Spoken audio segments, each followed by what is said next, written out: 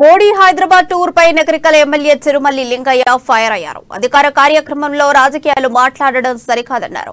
తెలంగాణ రాష్ట్రానికి మోడీ ఏం చేశారో చెప్పకుండా కేసీఆర్ కుటుంబంపై విమర్శలు చేయడం ఏంటని ప్రశ్నించారు.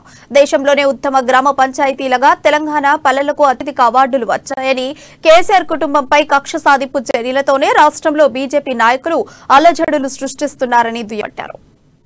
నల్లధనాన్ని వెనక తీసుకొస్తానని చెప్పిండు. నల్లధనాన్ని వెనక తీసుకొచ్చి అందరి ఖాతాలు ఓపెన్ చేయండి, ఒక్కొక్కరి పేరు మీద 15 లక్షల రూపాయలు వేస్తానని చెప్పిండు. ఈ తెలంగాణ రాష్ట్రంలో ఏ ఒక్కరి ఖాతాలో 15 లక్షల రూపాయలు జమ అయినాయా? ఇది పచ్చి అబద్ధం కాదా మీరు చెప్పిన మాట? ఇవాళ దేశాన్ని దోషిపెట్టి అమిత్ షా గాని, మోడీ గాని, బంధుమిత్రులు గాని, అంబానీ గాని వాళ్ళకు వేల లక్షల కోట్ల రూపాయలు దోషిపెట్టి ఈ రోజు వాళ్ళు ప్రపంచ దేశాల్లో పోటీపడడం తయారు చేసింది బీజేపీ ప్రభుత్వం కదా. గతంలో ఎన్డీఏ ప్రభుత్వం కానీ, గత పాలకులు కానీ ఎన్నడూ చేయని తప్పుని ఈ రోజు అప్పులో కుంభకోణంలో ఇరికించి పెట్టింది ఈ రోజు నీ మోడీ ప్రభుత్వం కదా. ఇలా పేద ప్రజలకు, తెలంగాణ రాష్ట్రానికి, యావత్ దేశ ప్రజలకి ఏ ఒక్క కార్యక్రమాన్ని మేలైన కార్యక్రమం జరిగిందా అంటే చెప్పడానికి ఎవరు కాదు.